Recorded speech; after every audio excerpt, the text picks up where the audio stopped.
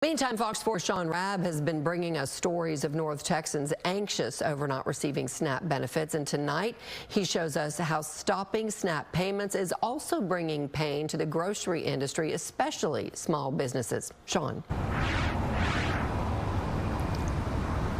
Heather, good evening to you. We know that families are being touched by the freeze on SNAP benefits, but look, not just those families. The grocers who supply the food those SNAP benefits buy are also in a difficult place right now. Now, maybe not as much for the national or regional supermarket chains, but for the smaller supermarket, the small business owner, the benefits block is having a big impact. It hurts. It hurts. Food Basket Store Director Joshua Southers says stopping SNAP benefits hurts in multiple ways. Sales had dropped quite a bit the first couple days. We noticed our cash had went up a little bit. Food stamps had went down, and then every day it was a little bit more and a little bit more. So we've lost about 40% of our sales since the first. Food Basket is in East Oak Cliff, the 75241 zip code. That brushes up against the 75216. Those two zip codes are in the top 10 areas for households that receive SNAP in Dallas County. Combined, 63% of households receive food assistance. This neighborhood really depends on the SNAP benefits. Yes, sir.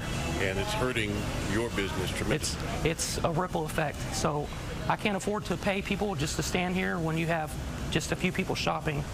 You know, it's affecting my employees.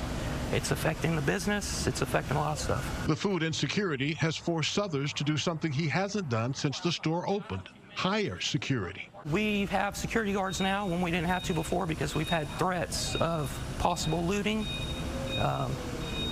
increased shoplifting. So we hired on security. You mean looting for what reason? If they're not getting their SNAP benefits, people get desperate. If you can't feed your family, people get desperate. Southers took this store so that it might be a grocery oasis in a food desert, and will do what he has to until SNAP benefits are restored. But we're going to survive. We'll cut back what we can to make it through this hard time, you know. So what is notable to me there, today is November 7th.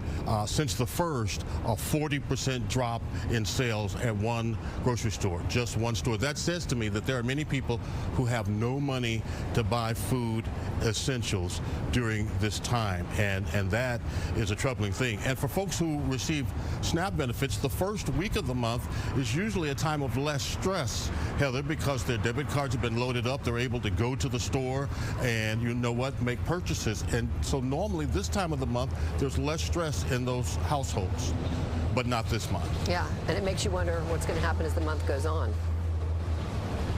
All right, Sean, thank you.